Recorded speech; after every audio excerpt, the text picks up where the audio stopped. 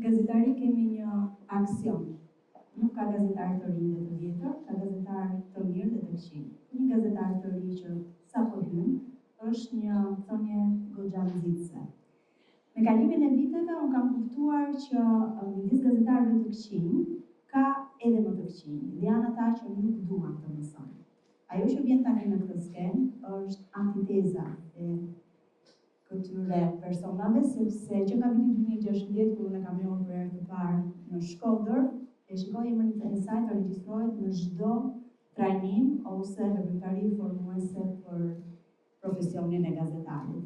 Edhe ajo është përballur me skepticizëm, edhe me paragjykime, kur vendosi ta zhvillojë karrierën e saj si gazetare në qytetin e saj të lindjes, që nuk është Tirana, dhe të jetë gazetare lokale, por edhe korrespondente e mediave kombëtare.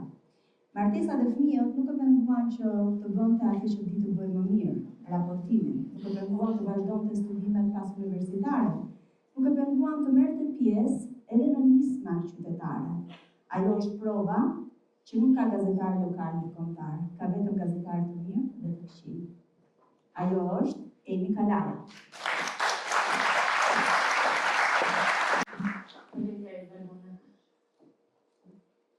Përshëndetje, jam shumë emocionuar dhe që në nisje të kësaj ftesë jam ndjer pak out of place, mbase edhe për faktin që ka shik këtyre emrave, këtyre kolegeve që kanë bërë një punë të jashtëzakonshme, çfarë dua unë? Unë jam Emi Kalaja, si thash, jetoj dhe punoj në Shkodër, gazetare lokale.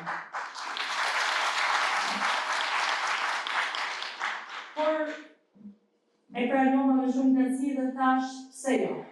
Pse do mos tregoj se çfarë bën një gazetare në një qytet, i cili mund të jetë një provincë apo një qytet i madh si Shkodra?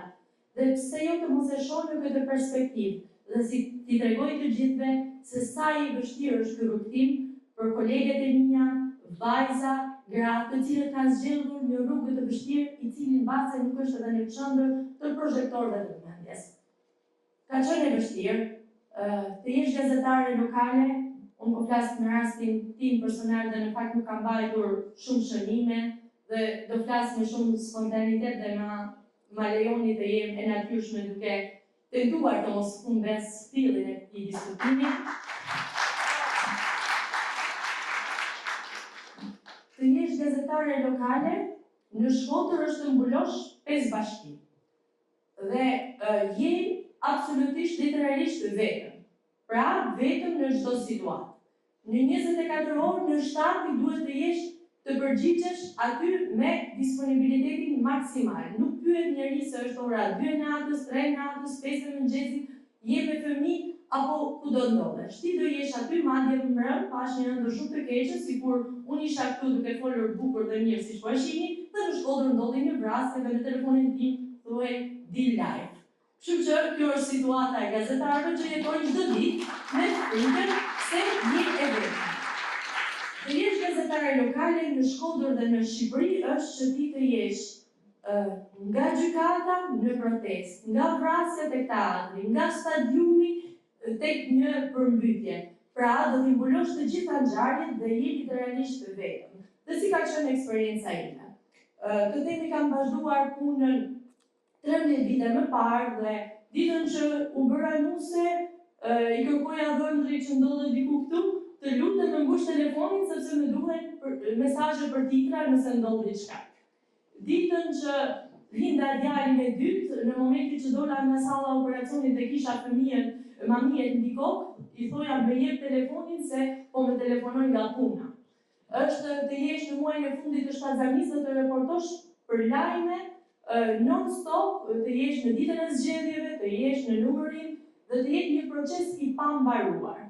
Megjithatë, mund të them që deri diku ja kam dalë dhe siç tha edhe Valbona, mbase është edhe për faktin se nuk kam pushuar kurse mësuarit, e kam besuar që edhe pse ti ndollesh në një lokalitet, ti mund të gjesh për herë armën tënde, i cili është zhvillimi yt profesional. Kam marrë pjesë thuajse në çdo workshop, në çdo trajnim.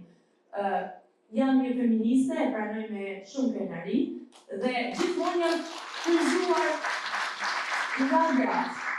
dhe e pranoj me shumë krenari që gjithmonë i kam pasur frymëzim gratë. Po pse? Sepse e kam kuptuar që rrugtimi i tyre nuk ka qenë fare i lehtë.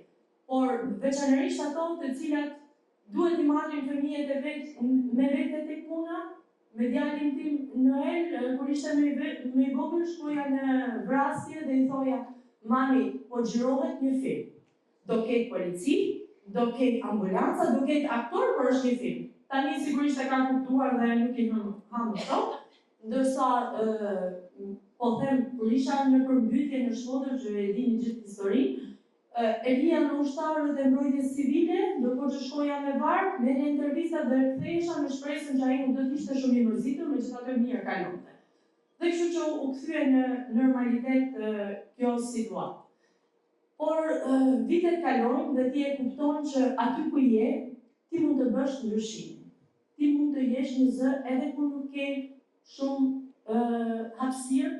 E kujtoj një rast specifik ku mora një uftim nga burgu i Atinës për një shqiptar të vrarë në komisariat. Dhe kërkova në mediat kombëtare të pasqyrohej si lajm. Nuk u pranua si tek sepse mendoni se mund të nxiste një incident diplomatik.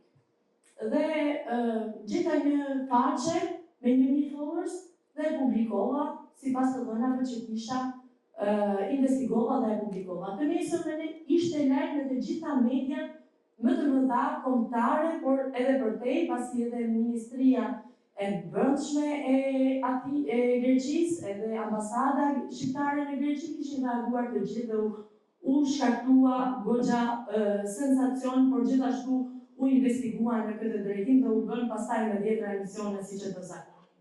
Dhe kuptova që ti mund të kesh shumë pak followersa, mund të mos kesh hapësirë në media kombëtare, por nëse do të punosh, nëse do të veprosh, do e gjesh rrugën tënde.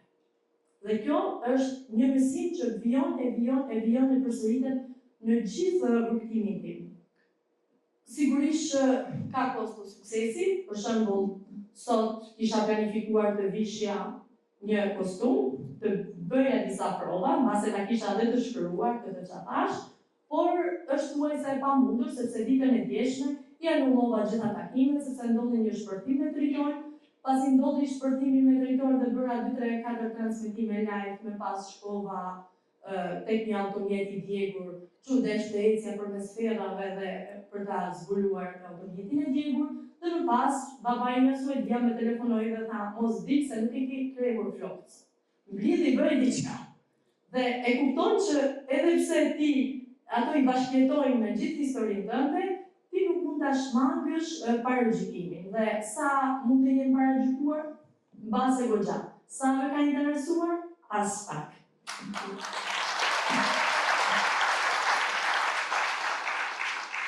Dhe i kërkoj të gjitha vajzave dhe grave që të mos i interesojë, të ndjekin rrugtimin e tyre. Janë shumë e bindur se në fund do të bëhen versionin më i mirë i vetes së tyre. E kuptoj shumë mirë se sot për një grua ka pritshmëri jashtëzakonisht të larta. E ke kryer universitetin, po, e ke bërë masterin, po, je punësuar, po. Ke një punë, jo kam 3. Okej, hajde mirë. S'ke fëmijë, kam fëmijë. Ke partner, kam partner. Me një fëmijë punë e madhe. Ja 2. Si gjithë. Po, ke jetë sociale, influencon ti?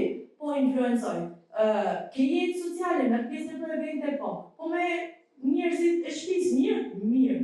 Atëherë do të thënë për femrën është bërë një peshë shumë e madhe për gratë dhe vajza që të jenë asnjëherë më shumë nuk ka qenë ky presion për grua në shoqëri. Më parë ishte të kishin një punë, mundësisht mësuese, rahat, dhe pas një paragjykime, po kështu nuk kërkonin mua dikur, dhe të mirë rrisje fëmijët. Sot ti numëron rrugullat e ballit dhe po na bën fiksimin e botoksit tani, kështu që përgjegjësia për ne është maksimale. Megjithatë, një duar trukitje për të gjitha ju që jeni heroina dhe po ja dini çdo ditë për të qenë versionin e mirë.